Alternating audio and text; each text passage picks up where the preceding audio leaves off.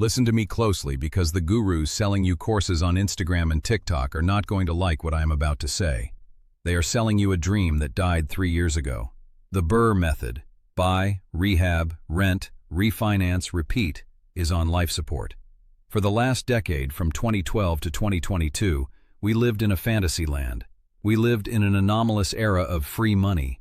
You could buy a distressed property, fix it up with hard money, rent it out, and then go to a bank and refinance it at 3% or 4% interest. You could pull all your initial cash out plus profit and do it again infinitely. It was easy. A monkey could make money in real estate in 2019. But wake up. It is 2026. The monetary environment has shifted fundamentally. The Federal Reserve has changed the game. Interest rates are not zero. They are hovering in the 6s and 7s. Banks have tightened their liquidity requirements. Lenders are scared. Finding a deal where the numbers work for a traditional BRRRR strategy, where you can refinance out of a high-interest bridge loan into a permanent mortgage and still cash flow positive, is becoming a mathematical impossibility in 90% of major markets. We are seeing what we call negative leverage, where the cost of debt is higher than the cap rate of the property. That is a recipe for bankruptcy. If you are trying to enter the real estate game today using a strategy from 2020, you are going to get slaughtered. You are going to run out of liquidity, you are going to get stuck with a property you can't refinance, and you are going to lose your shirt. But does that mean real estate investing is dead? Absolutely not. It just means the strategy has shifted. The architects are still buying. The wealthy are still acquiring assets. But they aren't using hard money loans and risky short-term debt. They are using the government's own money against them. My name is Conrad, and welcome to Wealth Architecture. Today, I am going to teach you the single most powerful strategy for a first-time investor in the current economic climate. I am going to teach you how to control $1 million asset with pocket change. I am going to teach you how to force tenants to pay for your mortgage, your taxes, and your insurance while you live for free. We are talking about the FHA house hack, specifically the fourplex strategy. I am going to break down the math of buying a 4-unit building with just 3.5% down. I am going to explain the self-sufficiency test that kills most deals before they start, and how to pass it. I am going to explain the specific credit score and debt-to-income requirements you need to meet. And I am going to show you how this one transaction can replace your 401k in a single afternoon. If you are tired of paying rent and making your landlord rich, and you are ready to become the landlord, smash that subscribe button. We are building an empire here, not a hobby. And let me know in the comments, are you currently renting or do you own? Type renter or owner below. I want to know who I am talking to. Let's dismantle the system. To understand why this strategy is so potent, you have to understand the arbitrage opportunity between an investment loan and a primary residence loan. This is the gap in the matrix that we exploit. If you walk into Chase or Wells Fargo today and say, I want to buy a rental property to make money, they view you as a liability. They see risk. Investment properties have the highest default rates, so the bank will demand a 20% or 25% down payment. On a $600,000 property, that is $150,000 cash, plus closing costs, plus reserves. That is a huge barrier to entry. Most people do not have 200 grand sitting in a savings account. But if you go to that same bank and say, I want to buy a home to live in, everything changes. The government, specifically the Federal Housing Administration, the FHA, wants you to own a home. They view home ownership as the bedrock of the American economy. It creates stability. It creates voters. So they subsidize the risk. They allow you to put down as little as 3.5% on that same $600,000 property. Instead of needing $150,000, you only need $21,000. That is the power of leverage. In the investment world, you are getting 4-to-1 leverage. With an FHA loan, you are getting nearly 29-to-1 leverage. You are controlling a massive asset for pennies on the dollar. Now here is the secret. The FHA does not define a home as just a single-family house with a white picket fence and a dog. They define a home as any residential property with 1 to 4 units, as long as you occupy one of them. This is the loophole. You can buy a 4-unit building, a fourplex. You live in Unit A. You rent out Unit B, Unit C, and Unit D. You are technically a homeowner in the eyes of the bank, qualifying for that low down payment and the lower subsidized interest rate. But in reality, you are a real estate investor running a commercial operation. You are a wolf in sheep's clothing. Let's look at the math, because real estate is not about feelings. It is about cold, hard numbers. Let's assume you find a fourplex for $600,000. In many parts of the Midwest, the South, or secondary markets like Philadelphia, San Antonio, or Kansas City, this is a very realistic price.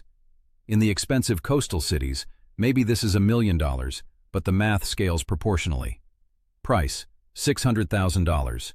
Down payment, 3.5%. $21,000. If you were a traditional investor, you would be locked out of this deal. But you, the architect, only need to scrape together $21,000. Now let's look at the monthly payment. This is where people get scared. At current 2026 rates, let's say roughly 6.5% interest. Your principal and interest payment is about $3,660. Then we add property taxes. Let's estimate $600 a month. Then homeowner's insurance. Let's say $250 a month. And then the mortgage insurance premium, or MIP. We will discuss this in detail later, but for now, let's call it $275 a month. Your total monthly nut, your PITI, is roughly $4,785. That sounds terrifying. Nearly $5,000 a month. If you were living there alone, you would be drowning. You would be house poor on day one. But you are not alone. You have assets working for you. You have 3 rental units. Let's say the market rent for those units is $1,400 a month each.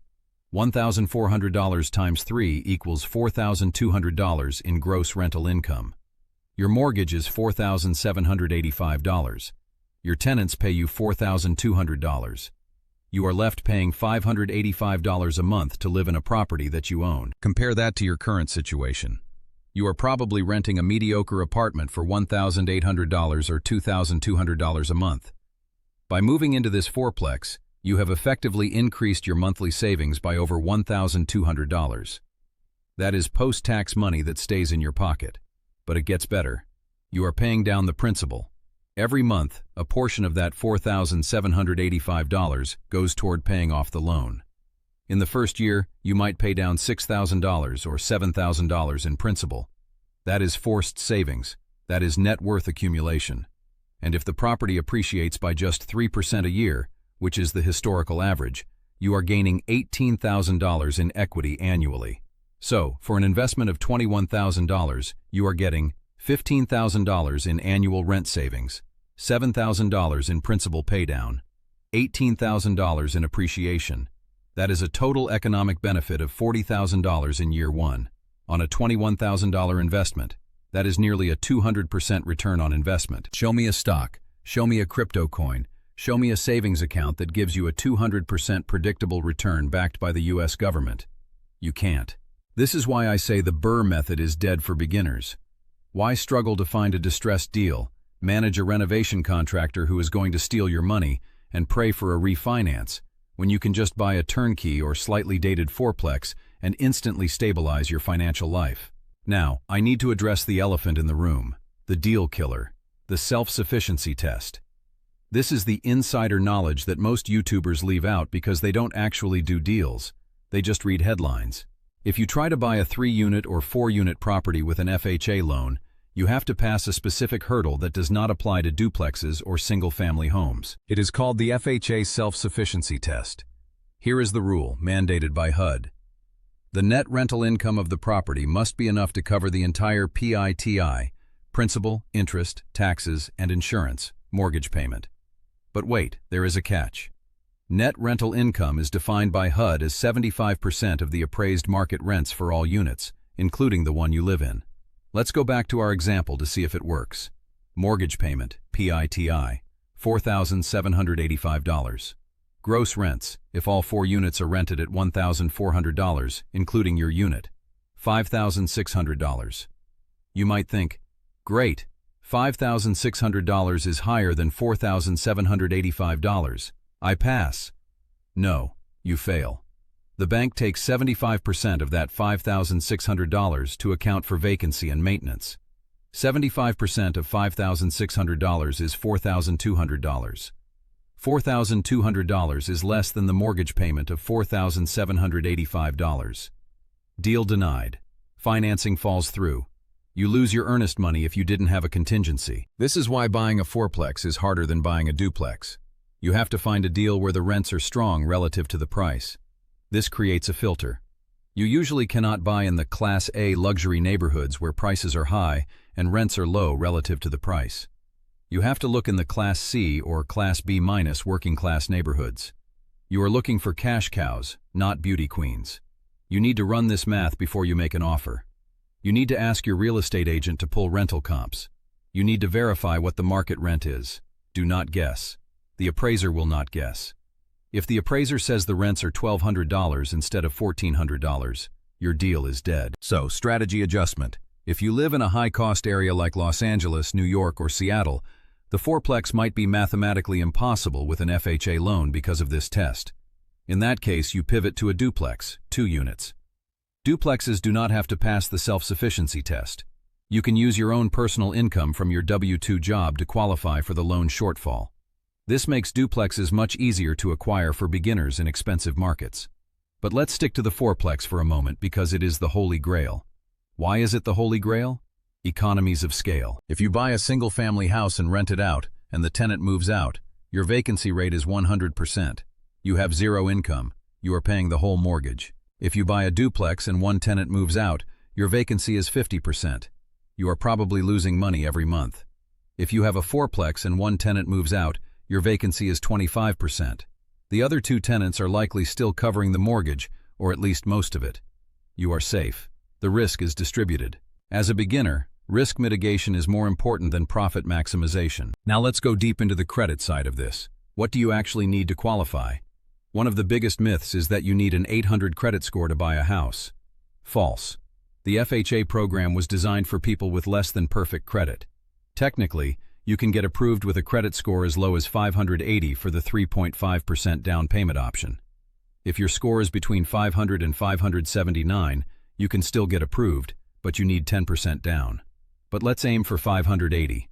However, just because the FHA says 580 doesn't mean the lender will say yes. Lenders have overlays. Most banks want to see a 620 or 640. If your score is low, don't go to Chase or Wells Fargo. Go to a mortgage broker. Brokers can shop your file to dozens of lenders who have looser requirements. The bigger hurdle is the debt-to-income ratio, DTI. This is a fraction. Top number, your monthly debt payments, car, student loans, credit cards, plus the new mortgage. Bottom number, your gross monthly income. For an FHA loan, the front-end ratio, just the housing payment, generally needs to be under 31% of your income. The back-end ratio, housing plus all other debt, needs to be under 43%. However, with strong compensating factors, like cash reserves in the bank, you can sometimes push that back-end ratio up to 57%. But here is the magic of the multifamily FHA loan. You can use the rental income from the other units to boost your income. The bank will take 75% of the projected rents from the other 3 units and add that to your personal income. This helps you qualify for a much larger loan than you could afford on your salary alone. If you make $60,000 a year, you might only qualify for a $200,000 house. But with the rental income from a fourplex added in, you might qualify for that $600,000 building. This is how you leapfrog the affordability crisis. Let's talk about the loan limits. This is another massive advantage. The government knows that multifamily properties cost more than single-family houses, so they raise the lending limits. In 2026, the FHA loan limit for a single-family house in a standard cost area is around $500,000. But for a fourplex, it is nearly $1 million in a standard area. And in a high-cost area like California or the Northeast, it is over $2 million. You can borrow $2 million with 3.5% down. That is a $70,000 down payment controlling a $2 million asset. There is no other vehicle in the financial world that gives you that kind of purchasing power without a rich uncle or a history of successful business exits. If you tried to buy a $2 million business, you'd need 30% down. In real estate, you need pocket change. Now let's talk about the MIP, mortgage insurance premium. Critics of the FHA loan, the Dave Ramsey types, will scream about this. They will say, "Conrad, FHA is expensive. You have to pay an upfront fee of 1.75% added to the loan balance, and then you have to pay 0.55% every year in monthly installments. Yes, that is true. On a $600,000 loan, the upfront MIP is about $10,500. You don't pay this cash, it gets added to the loan balance. The monthly MIP is about $275. And unlike conventional private mortgage insurance, PMI, FHA MIP usually stays on the loan for the entire life of the loan if you put down less than 10%. It doesn't fall off when you hit 20% equity. So, is it a bad deal? No. It is the cost of doing business. Think of MIP not as a fee, but as the cost of capital.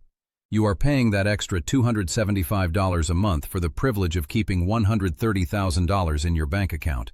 The difference between a 3.5% down payment and a 20% down payment. If you took that $130,000 and invested it in your business or bought a second property, would you earn more than $275 a month? Yes, absolutely. So paying the MIP is mathematically superior to burying all your cash in dead equity in the property. Liquidity is king. Equity is dead money until you sell or refinance. Furthermore, you are not married to the FHA loan forever. The strategy is this. You buy the property, you live in it for 1 year. Why 1 year? Because the FHA requires you to intend to occupy the property for at least 12 months. This is an owner-occupied loan. If you move out in 3 months and rent it on Airbnb, that is occupancy fraud. Mortgage fraud is a felony punishable by up to 30 years in prison and a $1 million fine. Do not commit mortgage fraud. The FBI does not have a sense of humor. But after 12 months, you are free. You can move out. You can buy another house. You can rent out your unit, the 4th unit. Now the property is fully rented. The cash flow jumps up significantly because you are collecting rent on 4 units instead of 3. Ideally, if interest rates have dropped or if you have forced enough appreciation by raising rents, fixing up the units, improving the curb appeal, you can refinance into a conventional investment loan. When you refinance into a conventional loan, the FHA MIP disappears. You are left with a stable, cash-flowing asset with a standard mortgage. Let's talk about the human side of this, the lifestyle. This is where most people fail. Not because of the math, but because of the ego. Your friends are buying cute condos with granite countertops and HOA fees. Your friends are buying brand new construction homes in the suburbs with 30-year mortgages that eat 50% of their take-home pay. They look rich. They have the aesthetic. You are buying a used, blocky building in a working-class neighborhood. It probably has vinyl siding. It probably has chain-link fences. You have tenants knocking on your door at 9 p.m. because the toilet is clogged. You are hearing footsteps upstairs. You look poor, or at least you don't look like a baller yet. You have to be willing to delay gratification. This is the wealth architect mindset. You are living like a pauper for 3 or 4 years so you can live like a king for the rest of your life. When your friends are 40, they will still be slaves to their mortgage, terrified of losing their job. When you are 40, your tenants will have paid off your mortgage. You will have $1 million in equity. You will have $3,000 a month in pure passive cash flow. You will have options. You have to decide what you want more, to look rich today or to be rich tomorrow. Now let's talk about the inspection and the appraisal, because FHA appraisers are notorious. When you buy a house with a conventional loan, the appraiser is mostly looking at value. When you buy with an FHA loan, the appraiser is looking at safety, security, and soundness. They will act like a home inspector. If there is peeling paint on a house built before 1978, they will flag it for lead. You have to scrape and paint it before closing. If there is a handrail missing on the stairs, you have to install one. If there is a window that doesn't open, you have to fix it. Many sellers hate FHA buyers because of this. They don't want to do repairs. So how do you win the deal? You have to be proactive. You tell your agent, "We know this is FHA.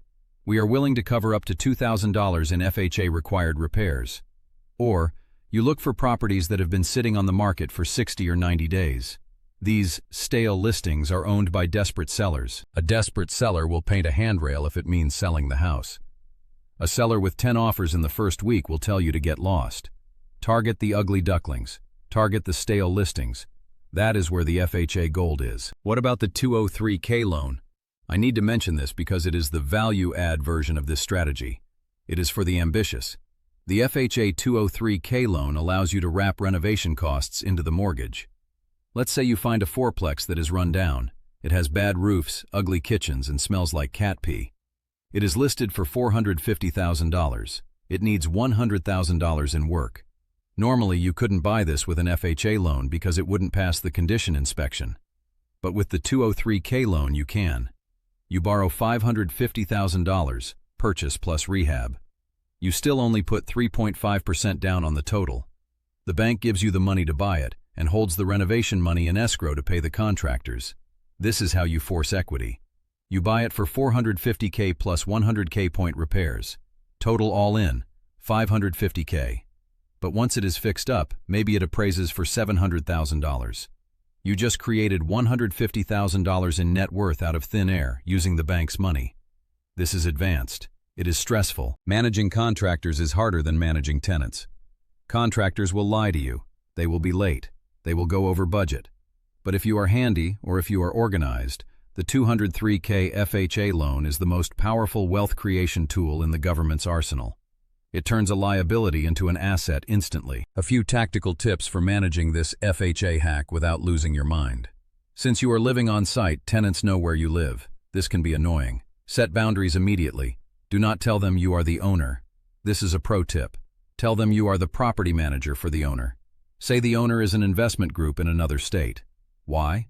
Because tenants complain to owners. They try to negotiate rent late fees with owners. They give owners sob stories. They don't negotiate with managers. The manager is just doing their job. Sorry, the owner is really strict about late fees. The system charges it automatically. I can't waive it.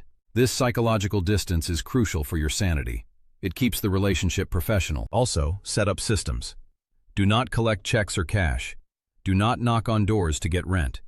Use an app like Apartments.com, Tenant Cloud, or Turbo Tenant. Make them pay online. It automates the bookkeeping, it sends automatic late notices, and it trains them to be professional. Screen your tenants aggressively. Remember, these people are not just your customers, they are your neighbors. They are living through your wall. If they play loud music, you hear it. If they bring cockroaches, you get them. Do not compromise on credit checks. Do not compromise on background checks. Look for evictions. A vacancy is better than a bad tenant. A bad tenant in a fourplex can destroy the peace of the entire building and make the other good tenants leave. So let's summarize the blueprint. Step 1. Get pre-approved for an FHA loan. Find a lender who knows multifamily. Not all of them do. Ask them specifically, are you familiar with the self-sufficiency test for 3 to 4 units?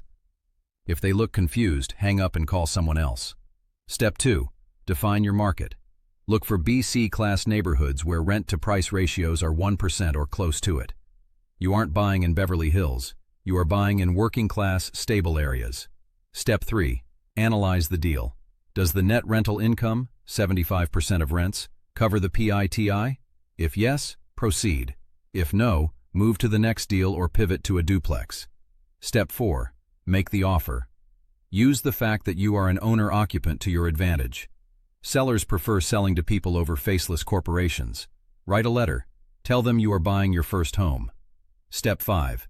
Close, move in, and stabilize. Fix the units, raise the rents to market rates. Be the best property manager they have ever had. Step 6. Wait 12 months. Step 7. Rinse and repeat. The BRRRR method isn't dead, but it has evolved. It has become harder. It requires more capital and more experience. The house hack is alive and well.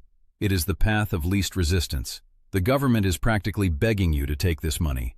They are subsidizing your risk because they think you are just looking for a place to sleep. You are looking for a place to build an empire. Don't let the high interest rates scare you.